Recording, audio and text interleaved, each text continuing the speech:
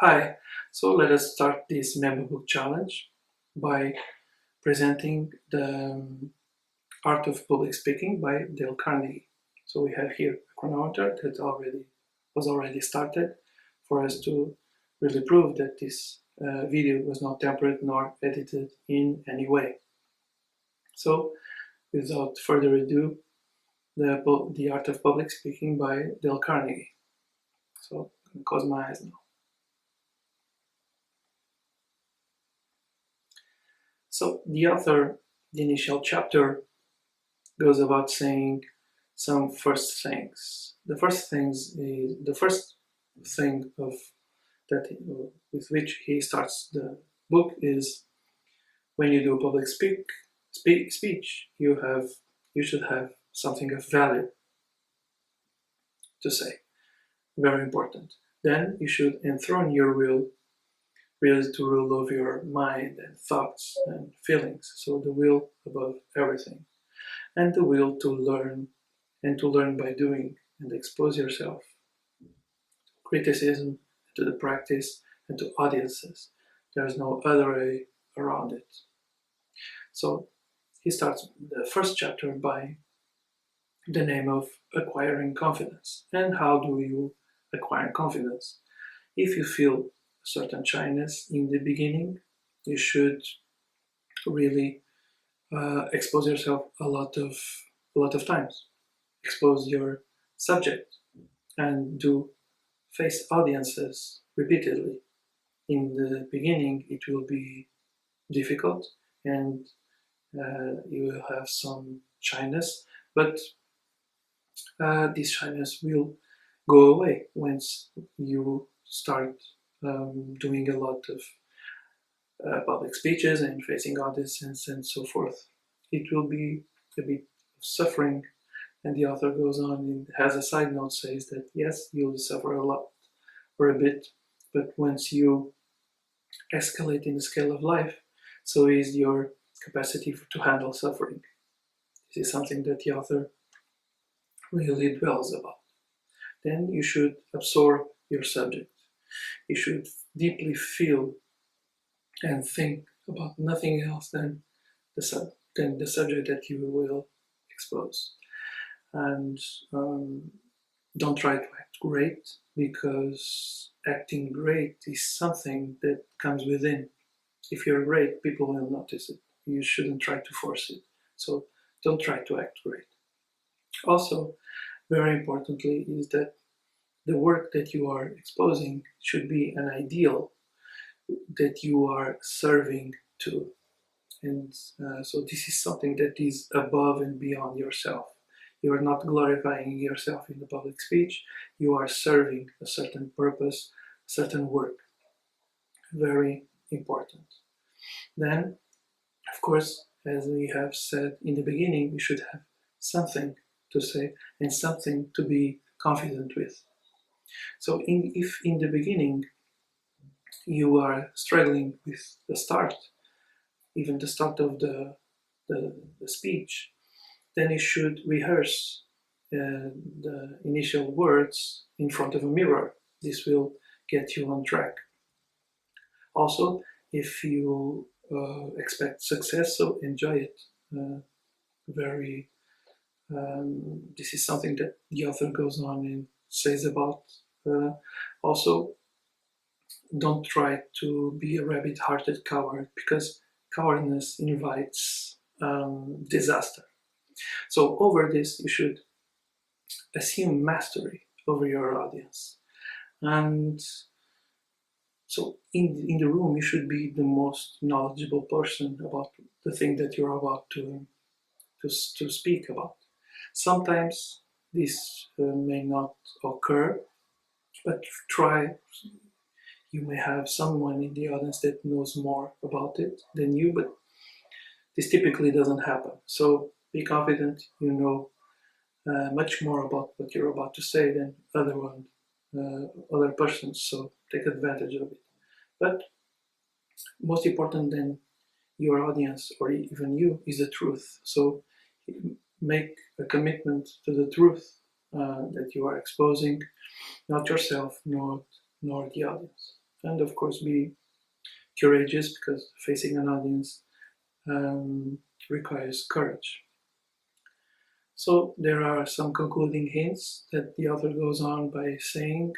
So don't make haste, because haste precipitates things out of control, shows lack of control. So don't be don't speed things up, and don't apologize. In theory, it's not necessary, but even if it is, it's a bit inadequate. So you don't need to apologize for. Typically, you don't need to apologize. So you should inhale, breathe, relax, and talk to the audience as if you're talking to a very large friend. And it is like plunging yourself in cold water. In the beginning, you should feel a bit chilly. It's difficult, but then you get accustomed to it. So you should be fine. Ideally, really, you should be anxious to start, like horses that are in the racetracks, that they are eager and nervous to start. So should you, and try to cast out fear. You acknowledge the fear, of course. You shouldn't try to avoid it, but try to really have a relationship with fear that is healthy. Then the author goes on to talk about the chapter that is the capital sin of monotony. Monotony is basically the most dreaded sin in every public speech, because monotony sucks the life and vitality of speech and even life itself.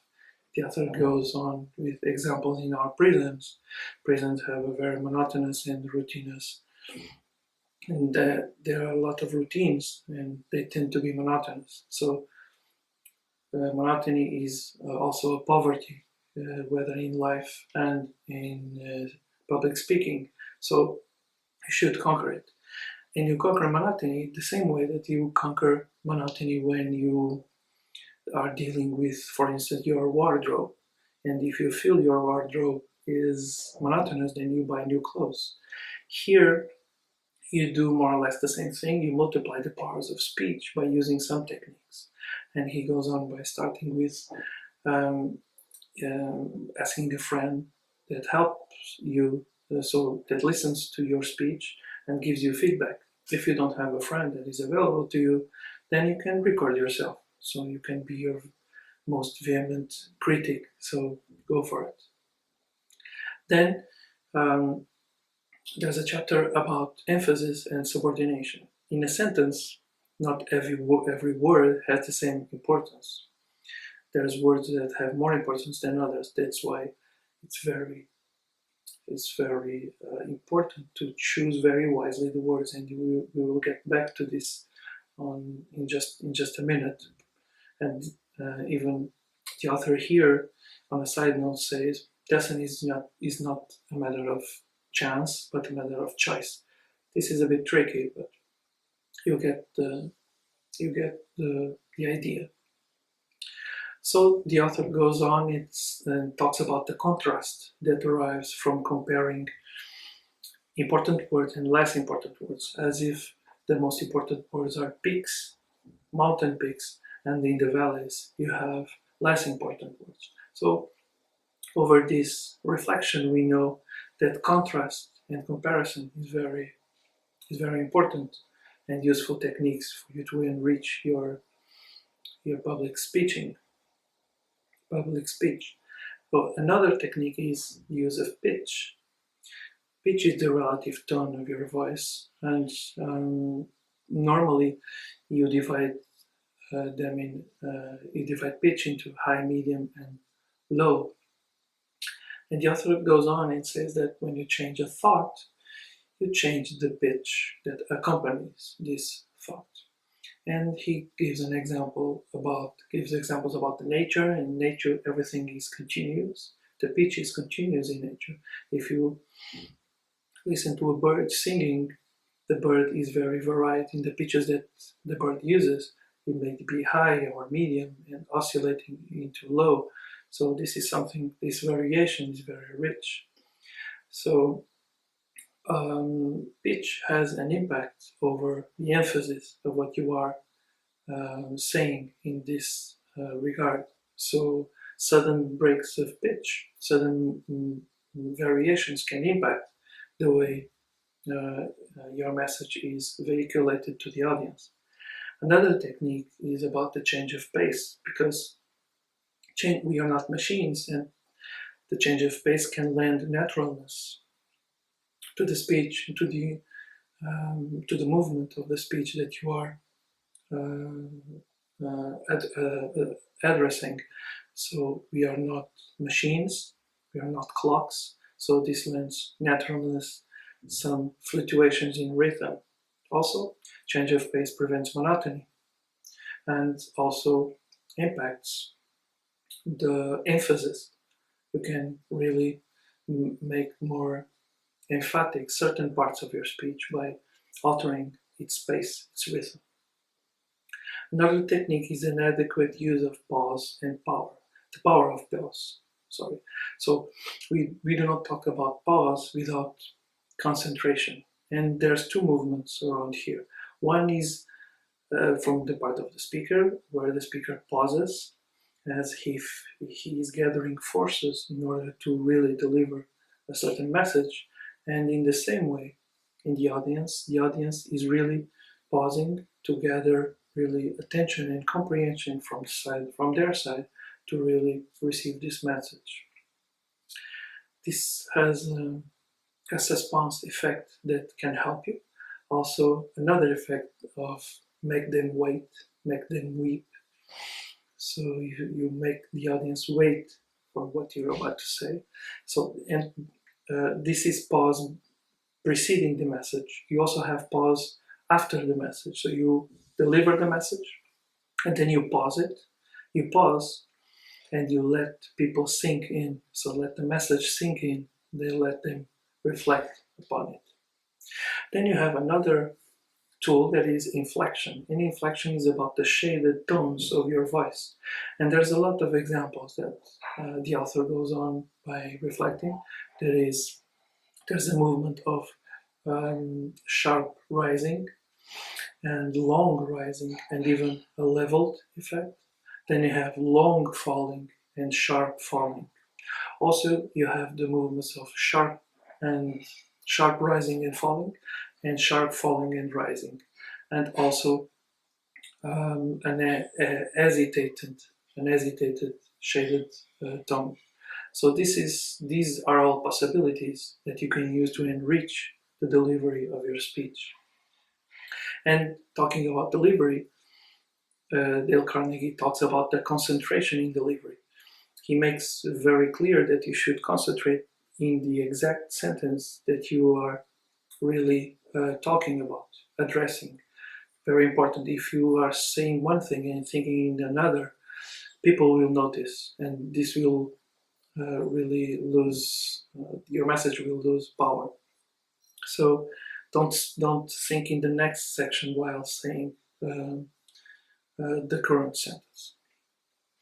Then he goes on about reflecting about force. So what is force? Force, he makes a distinction between interior force and exterior force. One is cause, other is effect. One is spiritual, the other is physical. So, for instance, loudness is not force. For the author, force arises or derives from confidence, conviction.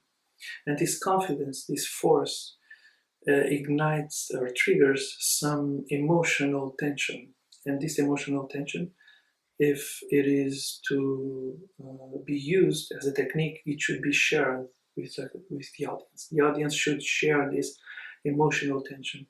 And all of this makes sense only if you have some kind of propulsion effect, some ignition from the part of your audience. So then he goes on by asking how can we acquire force? And force is tied to normally some factors. So your own ideas, then the feeling that you have over your subject, then the choice of words that you choose, and the methods of delivery that you use. So very importantly, very precise choice of words and very precise arrangement of these words. And he asks himself, why use force? And then he goes on by stating some examples of public speeches that went on in history by touching the lives and hearts and minds of men throughout the centuries. Very famous speeches, like one from Abraham Lincoln, for instance. So they were imbued with force, with magnetism. Of course, you shouldn't go this route without being an authority in the subject that you are addressing, because you shouldn't have this kind of force deriving from some ambiguity in your words. So, assuming mastery and authority as an authority. Then, when to use force? So, force should be varied. It shouldn't be always using this technique. But if you want to really trigger a certain action in your audience, then you should why not use some little dynamite to ignite some action. Then he goes on in another chapter as talking about the power of feeling and enthusiasm, and it's very important to really have a speech that touches the heart of men and women, of course. Your public is very important that they feel connected to feel the power of your enthusiasm. And the author goes on by stating an example that deals with a salesman that was about to sell a locomotive, and he managed to do the selling not by focusing on the mechanical excellence of the machine, but establishing an emotional connection, if that is possible, from the buyer to the product that was, in this case, locomotives. So, but the question arises, how do you get enthusiasm? And the author recommends that you enter into the skin of your own subject and even your audience. So really incarnate the subject that you are really presenting. And you cannot stop but feel the sympathy for humanity in this process. And really it arises here the notion of service that we touched in some chapters ago. So the author goes on and says the first law of survival is self-preservation, but the first law of greatness is self-abnegation. So you really serve an ideal. That is the main focus here. Then he reflects upon the fluidity, how can you achieve fluidity in your public speaking? And this is normally tied to preparation. The success of your public speech will be in a ratio of how much you know and how much experience do you have in really exposing it to the audience. So knowledge is absolutely essential. If you don't have knowledge, you will not be fluid at all. And of course, if you keep track of all of these techniques that we have talked about until this point and the next ones, you will achieve fluidity, of course. So remember, the more you give, the more you receive. This is a law that Dale Carnegie reflects upon also. Practice, always practicing. And it may happen that when you practice and you focus on a certain thing, you let all other things behind. So if you focus on your voice, on your pitch, you forget the message. This is normal because you're practicing in the closet, but you will get there somewhere. So of course you should learn the rules and to learn how to break them and to adjust them to your reality. Then he talks about the voice, your voice. The voice should be easy to speak and to talk about. It should be easy to listen. It should be open. It shouldn't be closed. And it should be forward, not on the back of your throat. It should be forward. And he talks about the carrying, the sustaining power of the voice. And also, the voice should be pure and crystalline, so be very easy to listen to. Then he goes on by making some suggestions, and he talks about the voice charm and something that singers know very well. There is the voice projection. So you should project the voice through your nose to really have some richness of harmonics. So it will, as if you're talking in the mask. This is something that singers know very well. So try to project your voice through your nose.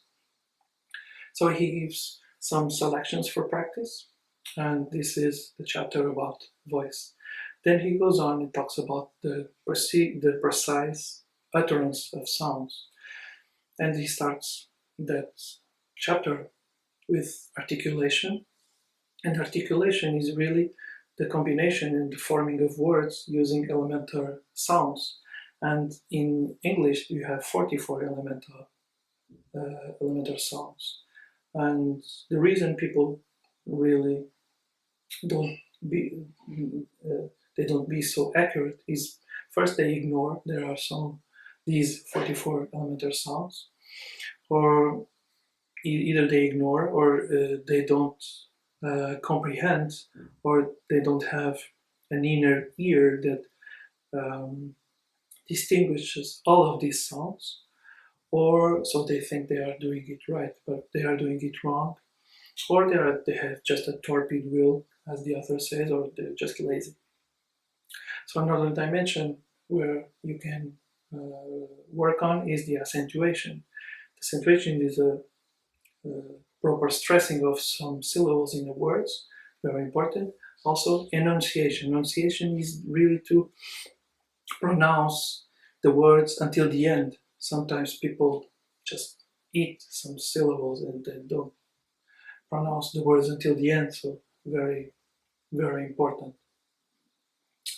Then he talks about gestures, leaving words aside, gestures. Every gesture that draws attention to itself is to be avoided. So gestures should really carry the message that you want to expose and to transmit. Should carry this message to the minds and hearts of the people in the audience. Gestures should be sprung out of the moment, should be born out of the moment. They shouldn't be monotonous. And remember that if gestures don't help you, they weaken you. They weaken your message. We are not talking about restlessness, so we are not talking about nervousness and agitation. We are talking about proper use of gestures and in a very calm way. Also, they should be in sync with what you're doing. Gestures should either precede or be at the, they are really they are employed, they are applied at the same time that you are talking. So not after. This will generate confusion. Also, don't make some short and jerky movements because they are not very easy to decipher. And we have been talking about gestures, supposing that it's only arms and hands, but also your face has meaning and all of your body also. So don't make too many gestures. This is fundamental advice. And also consider your body as a whole, as an upright posture. Don't have a posture that is really lazy or so. Upright posture. Then he deals with the methods of delivery. And delivery, you may, when we talk about delivery of the message of your speech, you can of course read it. And the way people normally read it and they don't commit it to memory is because Either they think that their memory is very weak. I have doubts about it because, as you are seeing right now, there's a lot of work that you can do in that department. Also, maybe they don't have any time. They have little time, so they have time to write the speech and they have time for nothing else. Or maybe the the speech is very important and they don't want to risk improvisation in any words. So if you're talking on TV or you're a president of a certain nation, you want to really stress that you really need to talk these words in particular and not others. But other than this, you should commit to memory. This is something that you don't need support of any kind in. It's more genuine. It comes out of your mouth. Of course, you can have notes to remember you of some focal points, and in some extemporaneous speech that may happen. But usually, you can also use a mixture of all of these strategies. You can have some notes regarding some points, you can read other points, and you can improvise in other bullet points also. Then there's another chapter that deals with reserve power, thought and reserve power. This is a rather cryptic chapter. So the author the author looks at the speaker and he looks at it as a mental storehouse with a lot of resources.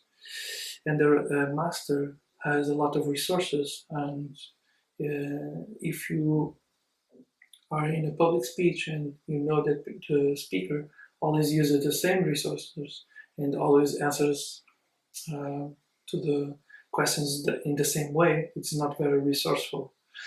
So you know that a very resourceful speaker has a lot of strategies and techniques and a lot of examples for you, a lot of ideas.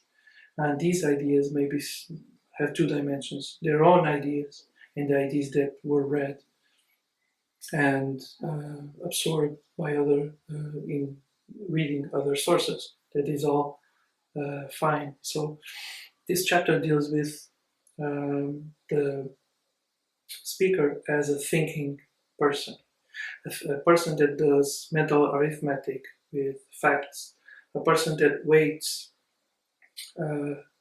ideas in relation with one another, and that picks up chain thoughts, and the speaker welds these chain link thoughts into create very long chains of thoughts also. And as a side step, let me know if I can really transpose a side note that the author applied here is, and he said, don't give me a man that thinks that he thinks, and don't give me a man that thinks that he knows. Give me a man that knows that he thinks, and I'll have a man that knows that he knows. Yes, this is very, very interesting. So, of course, a speaker may be influenced and by the reading of other sources and other books, of course. But basically, what we are talking about here is the desire to be a thinker. That's the message of this chapter. Then he goes on by another chapter that deals with the subject and the preparation. So you should have the consolidation of time in this preparation. You should choose wisely your subject. You should choose the subject matter wisely also, and have some context of proportion in dealing with all of the content. So the proportion here is very, because you should adequate these proportions, and you should adjust the time here in each subtopic that alters the proportion of all the topics that you are to put inside the subject matter. So you should also tap into original sources, you should consult a library, and you should make an address. So you should really list all of the bullet points and topics that feel what you are, that list the topics that you are addressing in this speech, and also and you end up by writing, of course, and give in the end giving it a title, just in the end. Then we will right now talk about some chapters that the author introduces that impacts the way you influence the audience.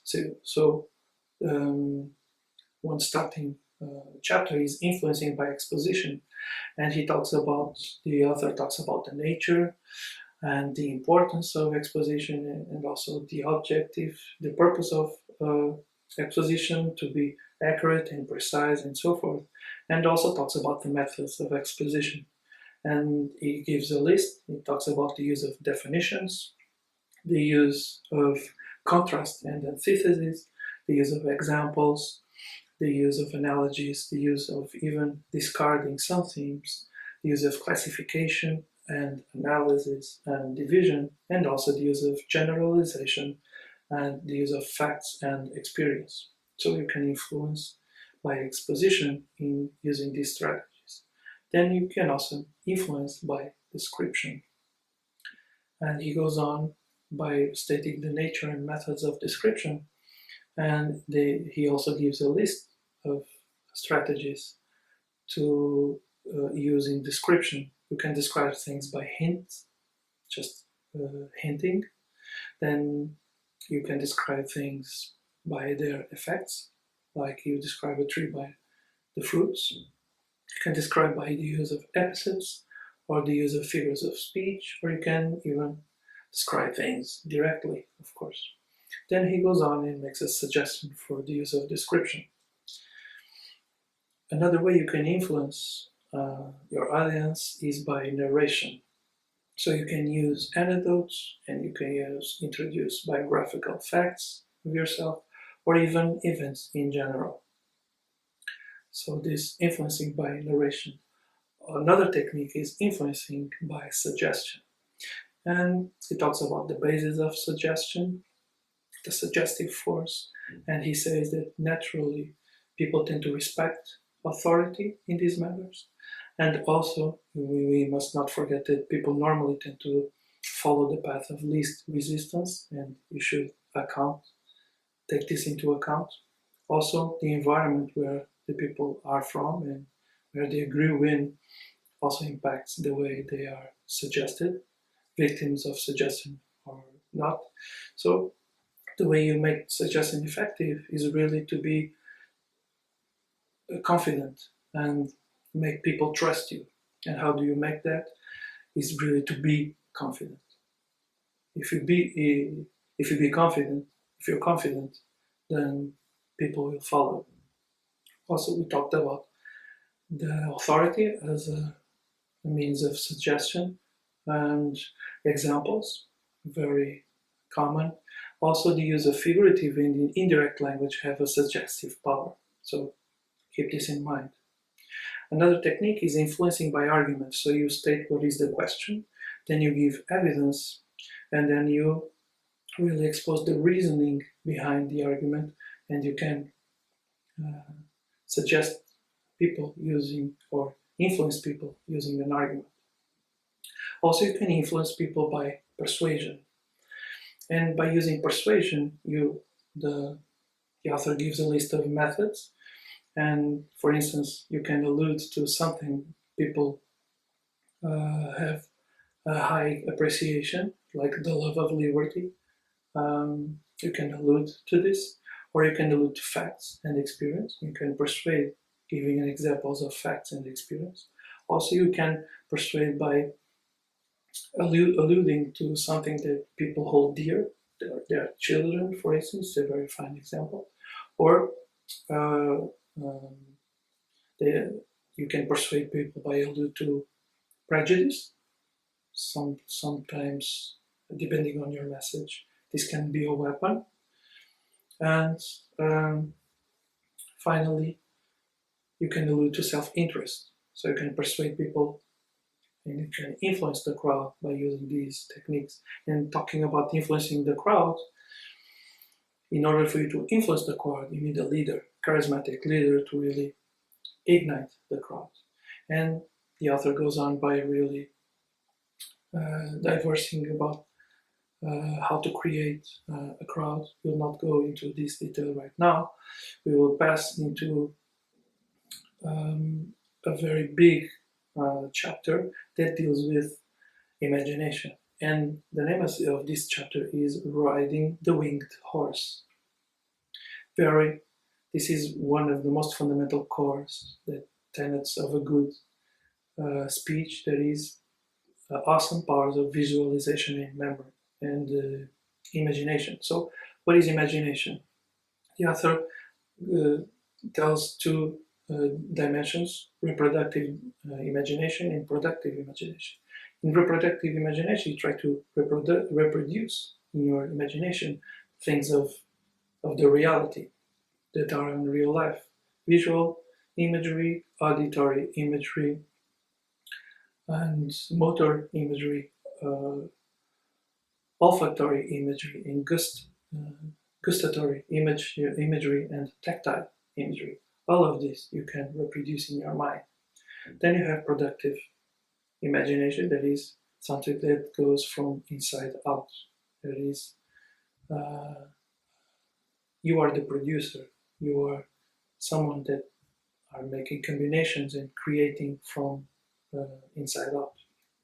So this is productive imagination. Then he goes on by how can you use imagination in public speaking. You can use it in two phases. One is in the preparation, so you can imagine your audience in front of you.